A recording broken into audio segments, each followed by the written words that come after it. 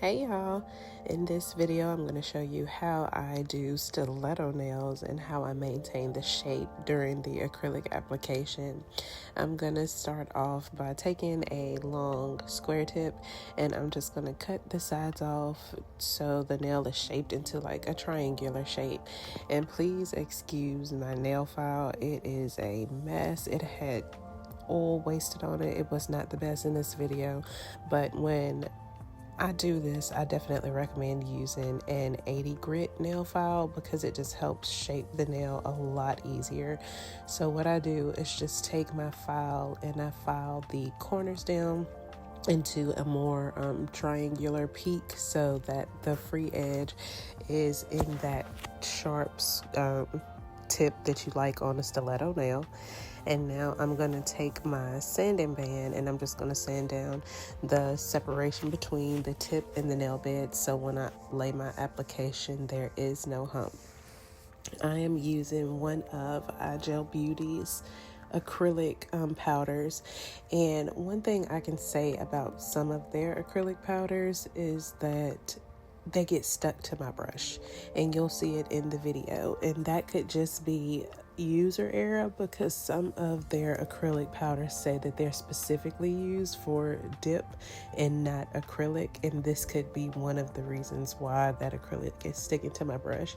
So if you guys buy anything from iGel Beauty, make sure you check the description to make sure you're getting an acrylic powder and not an dip powder. But yeah, so here I just placed that acrylic bead in the middle of the nail and I let it fall mostly. I held the finger down at an angle so gravity could pull the acrylic down, and I just focused on wiping the sides so I kept the structure, or not the structure, but the shape of the nail crisp, and it didn't change that. And then I am taking my second bead and I'm placing it towards the cuticle area, and I just push that lightly towards the cuticle, and again I let that acrylic fall by itself, and I focus mostly on the sides. That way it helps to build structure for the apex to prevent the nail from breaking.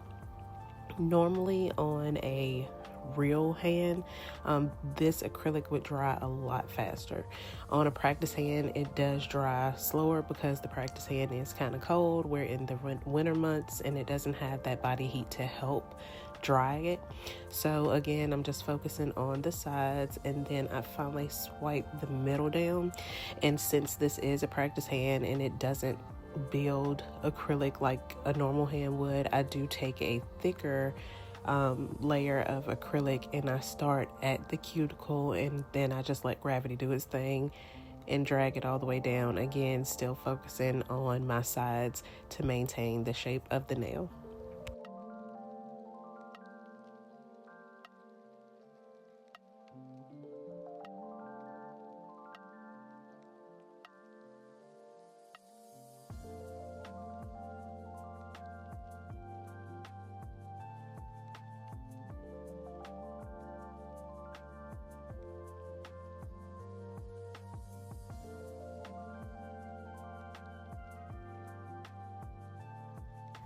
Now I'm taking my 180 grit nail file to file the sides of the nail just so I can make sure I get that really sharp, crisp point. Again, the better nail file I would use would be an 80 because the grit is a little bit stronger and it does help shape that nail a lot better. I didn't have it in this video, so I used what I have. And now I just file the sides down to create that nice sharp point. You don't have to worry about the shaping of the acrylic just yet.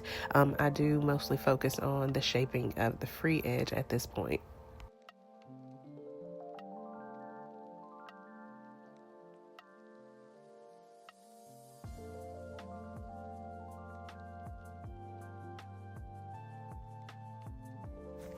I'm using my round barrel nail drill bit so I can shape around the cuticle area, and then I also use it just a tad bit on the sides wherever it needs to be like a little more flush, making it look good with the nail. I do shape like longer nails up and down versus side to side. And I don't do it a lot because if you do up and down too much, it will take away a lot of your acrylic. It's just easier for me to do like a longer nail up and down versus side to side.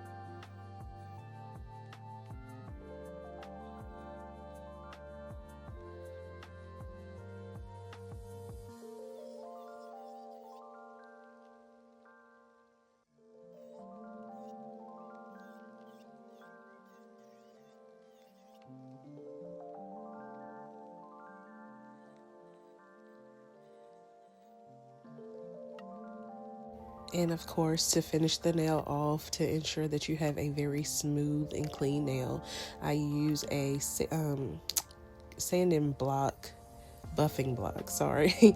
I use a buffing block to smooth over any like little scratches, any imperfections, so that nail is just smooth and ready for clear polish.